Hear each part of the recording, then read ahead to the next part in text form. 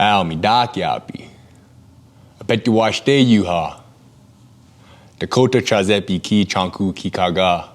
Wasichu chazepi ki Milton Bighorn. Wachinchika wakpa. Dakota oyate edwati. Bramiedo.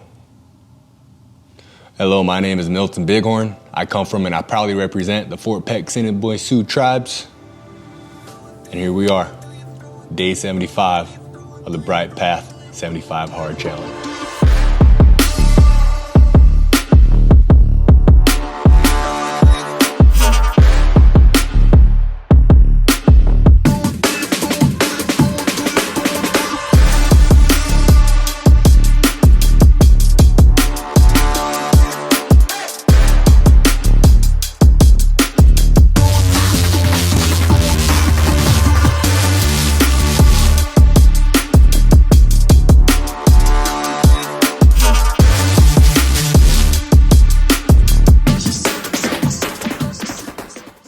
What is Bright Path 75 Hard?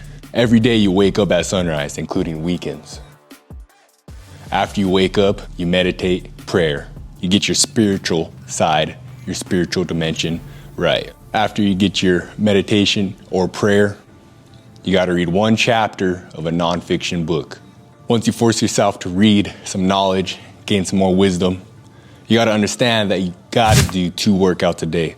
One of these workouts has to be outside. Both workouts have to meet the criteria of at least 45 minutes. Push yourselves. For the nutrition side of this challenge, you get to create your own diet. You get to be honest with yourself. You got to push yourself. My diet consisted of no pop, no greasy food, no fast food, or no alcohol. Along with a diet, you have to at least drink 1 gallon of water a day. Hey, my advice right now, make sure you get that out of the way before bedtime because it's not fun. For the cultural side of things, I forced myself to learn 1 new word in my native language, which was the Dakota language. After my second workout of the day, I go back home, take a mandatory ice bath. So many benefits that come with the ice bath. Control your breathing. The very last thing, which was probably the most difficult thing, is journaling. Write down your notes that you did today. Describe how you're feeling. Get ready for tomorrow. Conquer tomorrow. Bright Path 75 Hard. The first question that I received is, what was my intention in starting the Bright Path 75 Hard Challenge? At the beginning of this year, I told myself I could never do a challenge like this for 2 reasons. Reading and the diet. I don't like reading and I like my fast food, greasy food. I was eating greasy food at least once a day. And recently, I dedicated some time to promote self-growth, and this challenge came back to mind. So I took that personally, and I wanted to prove myself wrong. What if you find a roadblock, such as being sick? You just gotta be honest with yourself. If you're sick or have a other mandatory priority that you have to accomplish that is outside of this challenge, that's okay. Do what you can. Get back to the routine once it's all said and done. That's how you be honest with yourself. Another question that received. What's one thing that I will continue to do after these 75 days? Easy. At the beginning of this challenge, I told myself I don't like reading. It's gonna be the hardest part. But to be honest, reading's probably the biggest thing that I enjoy the past 75 days. So reading has to be something that I'm gonna continue to do, especially those nonfiction books. A lot of wisdom, a lot of value that you can learn from them. Your next 5 moves, still working on this one, about halfway through. Pretty good one. The Lakota way. Man, it has all the values and traits of a Lakota individual. Learned a lot from this one. 0 to 1, little business book. Like I said, big things are coming. Just wait. Classic. Rich Dad, Poor Dad. My first business book that I've read, knocked it out in like 10 days. It's a good foundational read if you're trying to get rich. Wealth. Braiding Sweetgrass. This is the best book I've read in my life. And I haven't read many books, but in my life. Braiding Sweetgrass. Why? Indigenous wisdom, scientific knowledge, and the teaching of plants, right?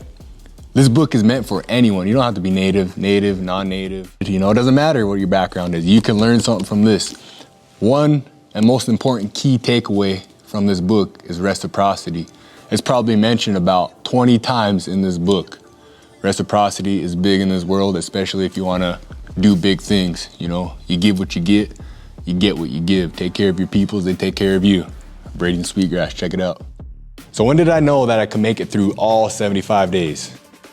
Well, first, you gotta take it day by day. That was the main foundation for this challenge. But if I had to set a particular day to it, it'd be day 30. Why day 30? That's the first day I left the homeland and had to go on the road. So I was unsure if I was able to be true to this routine on the road. Had to make a couple modifications, but we stayed true. So after I got back home from my trip, I knew I was gonna accomplish it. What's the greatest reward that I'm gonna retain from this challenge? Again, here we go with reading. Understanding the power of reading and also knowing that I can live without fast food. We can live on sandwiches and chips, you know. As long as it's not greasy, we're gonna make it. What is one key takeaway from the past 75 days? You gotta understand that your future self will enjoy the lifestyle that you built today. Understand that. Let me say it one more time. Understand that your future self will enjoy the lifestyle that you built today. What is one aspect of this routine that I would recommend is a must do? Personally, it's gonna be learning the Dakota language. Learning one word a day can go a long ways. You know, it's cultural related. It helped me learn where I come from, who I am, who my people are. So what would my advice be for others?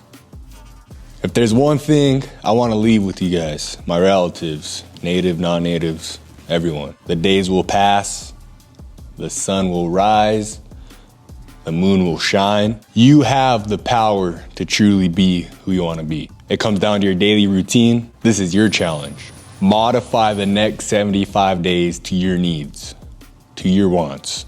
Who do you wanna be? Success awaits your bright path.